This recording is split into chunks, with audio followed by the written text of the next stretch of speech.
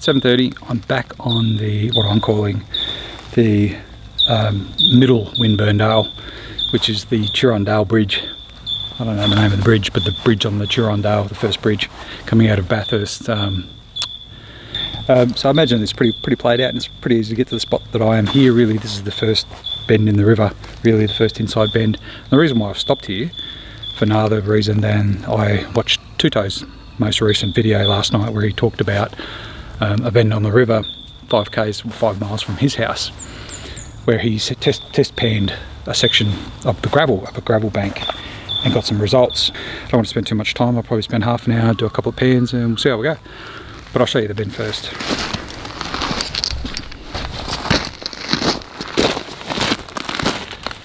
So you can see it really that clearly. There's some larger rocks through here. So this, I think, is the line of the heavier gravel to that side, finer gravel towards the creek. Some heavier ones through this side, but then sand about 4 feet to my left. So what I'm going to do is just where this larger rock here is, I'm just going to dig this out, do a couple of hands, and see how I go. So this has to be good sign, right? Snuffer bottle. This flake though is so tiny. The sand off. Really is like a speck.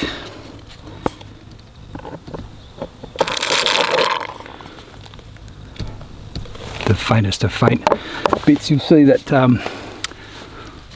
the hole that I started with, I took 3 pans, not a dot.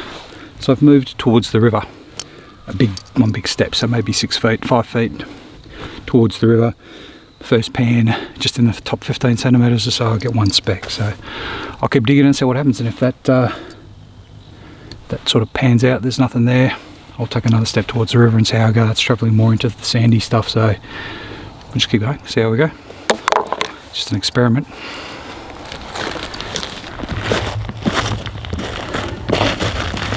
But just to make it a little bit more fun, it started raining. See, this is my second hole.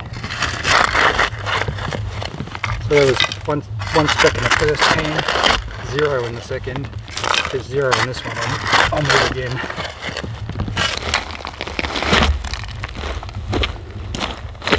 Right in the middle of this sandy section, so I'm least optimistic of all about here. But 0 dots, 1 dot, can't get much worse.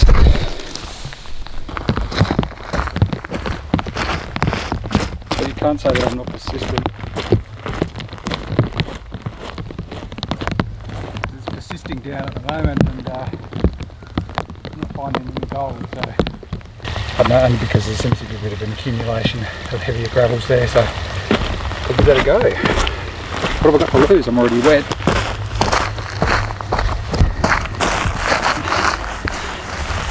I am getting quite wet. I adjusted the elastic thing on my hood. Does that make me even sexier? I bet it does. It's raining, but I'm finding gold. There were 2 specks in the just in the top 5 centimetres of that spot that I just picked there in the really rough gravel near the grass. It's probably the best result I've had so far, so I'm going to keep digging that out and see how I go.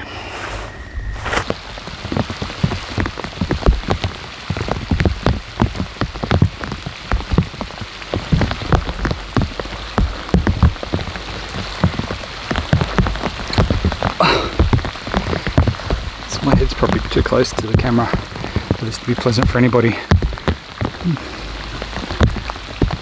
It's really wet. Really wet. So I've got to get 2 specks, 0 specks, 2 specks, 0 specks, 0 specks. So probably time to give up that hole. So as I say before, it's actually really wet. I've seen worse spots than this one today. Do this without buzzing up. So nothing behind that rock. Or maybe I would have been if I just dug deeper. But I'm just sort of picking spots. Flow of water, 2 rocks, bedrock I think. A bit of gutter between them, which has collected a lot of pebbles and sand. So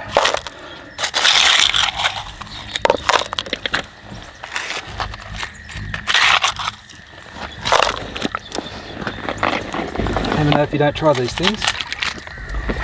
Okay. That crack in there is what I'm interested in.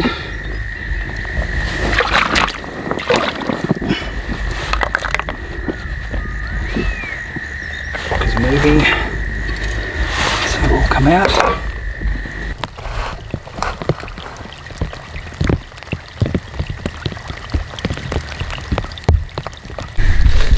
Just to keep you on the loop, that crack there, the crevice, I washed that out, as I suspected there was no actual crack in it. It was just a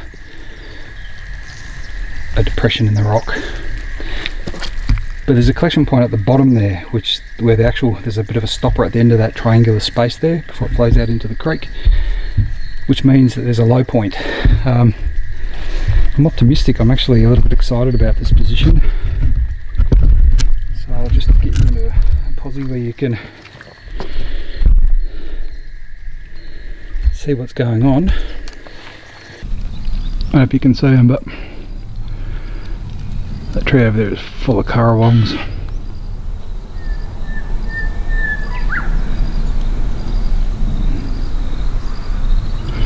As is the tree above me. These ones are keeping quiet because they're keeping an eye on me. The reason why I've stopped here is I found some nice bedrock. I was on my way back, and there's this big thick vein of crumbling quartz issuing out of this, you see it's arcing around there a little bit, but issuing out of this host rock here, and there's quite a lot of pebbles trapped in there. So I'm just going to have a really quick dig here, just get a pan full of material, probably in from that section in there, given its proximity to all this rotten quartz. It's probably just worth a go.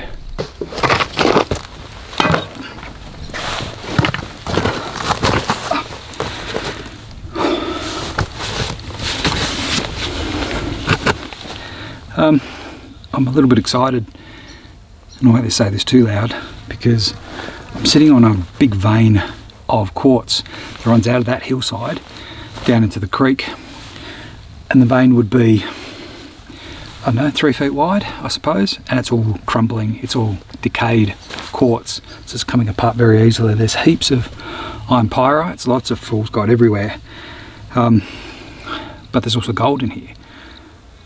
In fact, I've had 2 pans and I've had a result in both pans, which I haven't had yet today. I thought this was, to repeat a joke I told before, which you may have missed, I thought this was the river that gold forgot for a minute, given the horrible day I've had so far. But this spot right here, I'm just going to keep digging.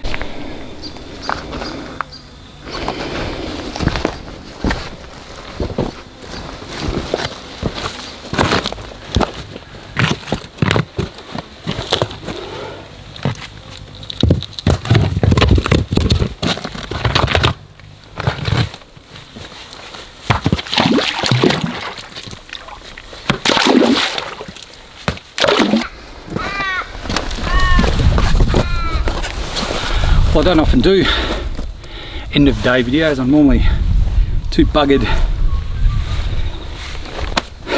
too wiped out to really want to say anything, but my day started off awful. It's almost 1 o'clock now, 10 to 1.